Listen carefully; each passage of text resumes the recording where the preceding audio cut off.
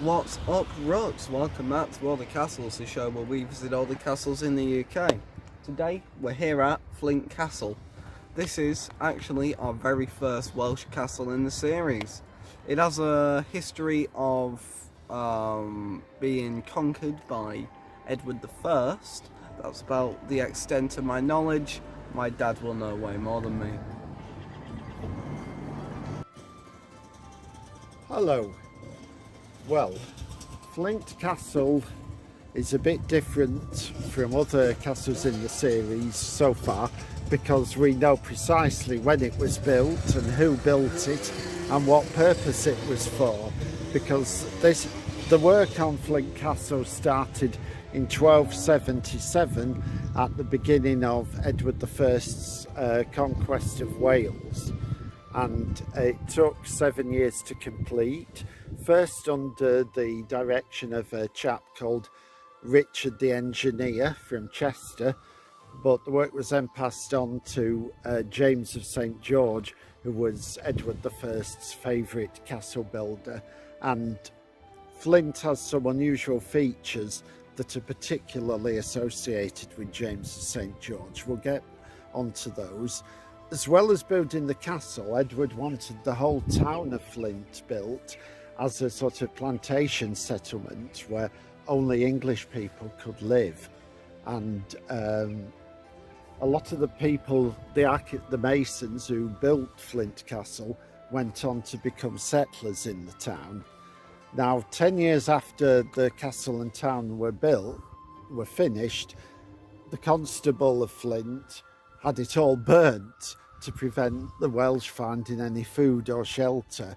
But once Edward I had put that revolt down savagely, as he tended to do, the town was rebuilt and the castle remained here as the first in Edward's ring of iron castles all around the coast, and it survived until the Civil War in 1647, I think. It was captured by the Roundheads and Oliver Cromwell ordered it to be ruined, and it stayed ruined ever since. And this is all that remains of the gatehouse, and this wall marks the Outer Bailey. Quite ironic that it's got a Welsh flag when it actually marks the beginning of the conquest of Wales, but they look after it now, and it is free to look around. The downside of that is that it is prone time to time to vandalism and antisocial behaviour, so you win some and you lose some. Let's have a closer look now. Okay, we're on the bridge here, which replaces an original drawbridge, and you can see that it's crossing quite a deep moat. And here we've got the outstandingly unusual feature of the castle, in that the main defensive structure, this great keep here, this was built outside the inner wall. Normally they're in the centre, but this structure had its own moat and acted as a guard to the inner ward. So you've actually got three defences. You've got the outer wall there with the gatehouse, then you've got the inner ward here, which we're about to go into, and then as a last resort you've got this monumental stone tower. And we'll save this till the end because I think this is the best bit. There's a sign here.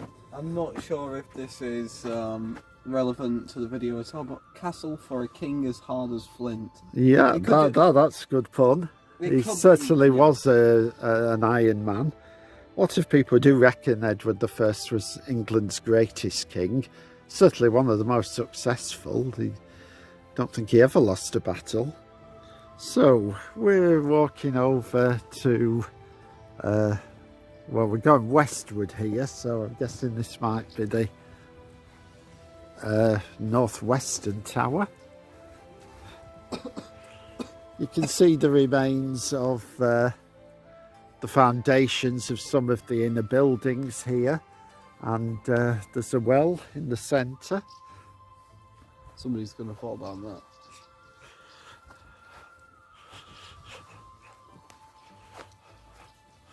Okay, so you've got narrow little defensive windows here. Am I allowed to go on this building? There's no signs. Yeah, just be respectful.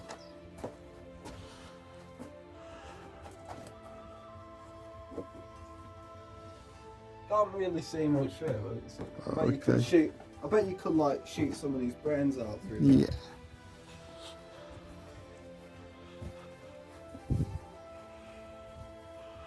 Is that another one? Yeah. It won't open. So you can see all these towers tended to have an entrance at first floor level, and then an exposed circular inner chamber, so if intruders did get in, it'd be quite easy to fire at them from an elevated position.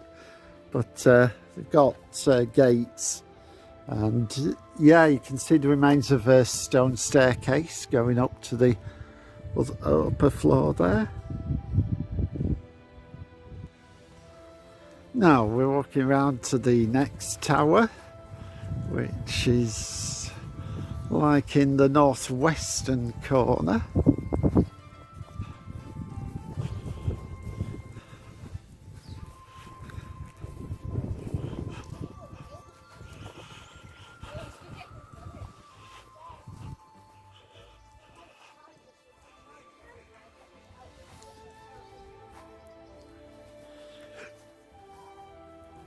So as you can see, this one's got an open doorway that you can go into the tower. Where are you, Ella? Yeah. Oh, hello. How did you get in there? There's a barrier in the way. And this illustrates what I was saying earlier better, that the entrance in was down this flight from ground level. Then you had the stone stairway going up to the upper levels. See the remains of a recess and window up there, and then, like I said, down into this circular killing ground. What's it called that? Well, because once the invaders were in, you'd have people round the upper floor throwing all sorts of stuff at them. Come on. Hello, well, at this side you've got a lovely view of the DS estuary, and over there, of course, is the Wirral. I think that's West Kirby Marina directly ahead. But this has changed a lot over the centuries. This marsh has been reclaimed from the sea, which at the time of the construction of the castle would lap up right against these walls. So it would be very difficult for any unwelcome visitors to come this way. There'd be sitting ducks as they rode towards the castle. But this was also where Edward could easily supply the castle from England. And it actually looked right across to a castle called Shotwick in England. That's gone now, but it was a factor in the placing of the Flint Castle that it was in a direct line from Shotwick, and that you could easily move supplies between the two. This is the northeast tower. Unfortunately, even though they've got a modern staircase to allow you to go in, they've for some reason decided to shut it off, whether or not there's been an accident or something here, or maybe it's a very rare bird in that nest up there. But that's a bit disappointing, because the northeast tower, although not the best preserved, is actually the highest of the four. It's got remaining walls that go a bit higher than any of the others, and yeah, it would be nice to go inside, but The authorities probably know best. It is with a heavy heart, gentlemen, that we shall say that actually I'm pretty disappointed. You can't go up to that there because that's locked. See that? A lovely view. You can't see it because that's locked. I don't know why. That looks pretty sturdy. Yeah, don't know if it comes out from this far away, but there is a modern structure at the top of the northeast tower, so at one point you could obviously get up to the top and take in the view from a bit higher, so that's slightly disappointing. Maybe they'll rethink that. Another time when Flint played a prominent part in national history was in 1399, when Edward I's great-great-grandson Richard II had to meet his nemesis Henry Bolingbroke here. Richard had just come back from Ireland, and Henry, who he tried to disinherit, had come over with an army while Richard was in Ireland. And when Richard got here, he found that he had no forces left to fight Henry. So Henry said, "I'm going to be king. Let's go down to London and sort it out." And poor old Richard didn't have much choice. So this really marks the end of his reign, although the formalities took place when they got down to London. And of course, poor Richard, he didn't survive long after that, but that's in another castle to come a bit later. And we're now going to head into the Great Keep. Okay, we're now at on the ground floor of the Great Keep. And as I said, this was a very unusual feature of British castles, and it's thought to be based on a castle, I think it's called Knoydart, in James of St George's homeland of Savoy. It's thought that was his inspiration, but it's also thought that Edward himself had ideas stemming from when he went on crusade in the Holy Land. And Simon's already discovered another great interesting feature, that the walls are really thick, but there is a gallery that runs right the way round. So we'll now walk right the way round in a clockwise direction, and it looks like there was another well here which can collect some rainwater through the grills up above, and sort of reinforces what I was saying about this tower could serve as a final refuge if things got really sticky. But they never did. This was just too powerful.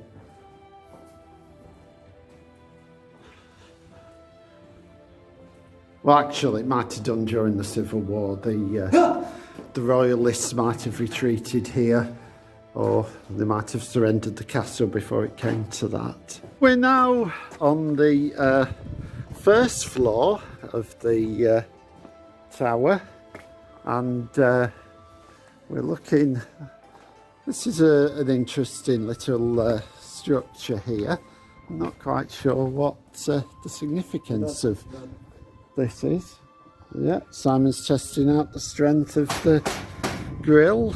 I'm alive! That pigeon. So, yeah. Oh, no, I think this is the latrine. Yeah, oh. Yeah, that would be my guess here.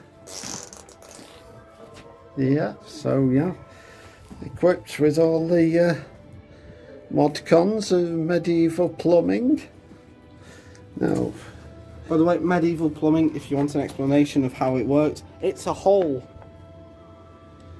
Yeah.